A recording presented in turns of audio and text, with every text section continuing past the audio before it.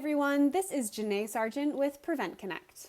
The podcast you're about to listen to is an excerpt from a web conference we hosted in January of 2022. It's called Building a Foundation for Sexual and Intimate Partner Violence Prevention. Additional information about the web conference can be found linked on this podcast page on our website. Today, we're going to be hearing from Ashley Klein Jimenez in the first of a two-part series exploring sexual and intimate partner violence prevention fundamentals.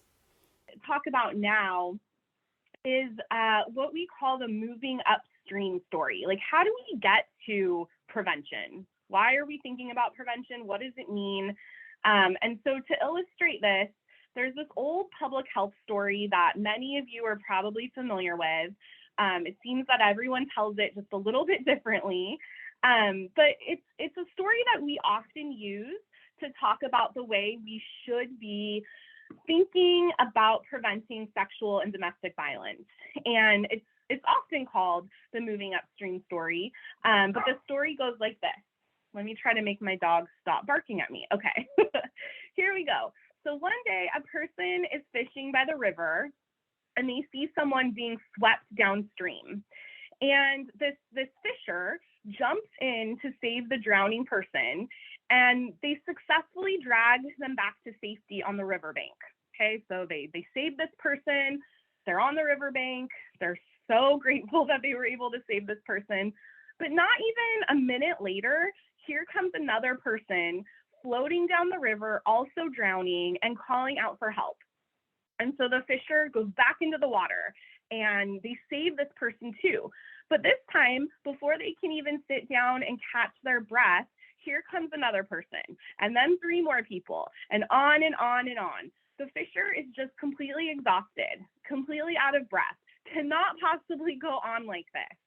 And so what they decide to do is they run upstream to try to see, why are all of these people falling in the river in the first place? And when they finally make it upstream, they notice that it's really just a disaster. The bridge is super unsafe. It's falling apart. There's people that are pushing others into the river. There's no signs about, this unsafe bridge. It's not just one problem, but many, many problems. And so the fisher thinks to themselves, the only way to actually save people from drowning in the river is to address these issues upstream, to prevent people from falling in the first place. So there's the moving upstream story for you all.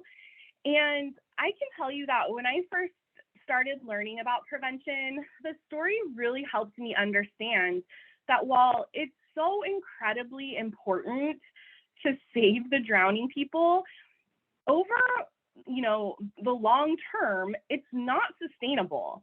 And there's going to be people that we're not able to get to. We can't only be pulling people out of the water, right? That's just it's not a good solution. And in sexual and intimate partner violence prevention, we talk about the different forms that prevention can take. We can provide advocacy to survivors. We can raise awareness about sexual violence and give people information and resources. We can implement ways for people to reduce their risk. Excuse me. But we can also try to stop it from even being an option for behavior in the first place. And so to bring it back to our moving upstream story, advocacy would be maybe the fisher being willing to go out in the water and save the drowning people, right? We can think that that's our advocacy. Outreach and awareness might be putting signs up to let people know that there's a broken bridge. Risk reduction could be teaching people how to swim and providing them with flotation devices. But primary prevention would actually be fixing the bridge. The best option would probably be to do all of these things, right? Like, not one of them is going to have the impact that all of them would have together.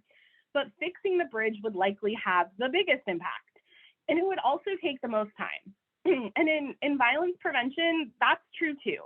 Primary prevention takes time, and sometimes I think because of the time it takes, it seems really out of reach to us, and it's often invested in less and not seen as important.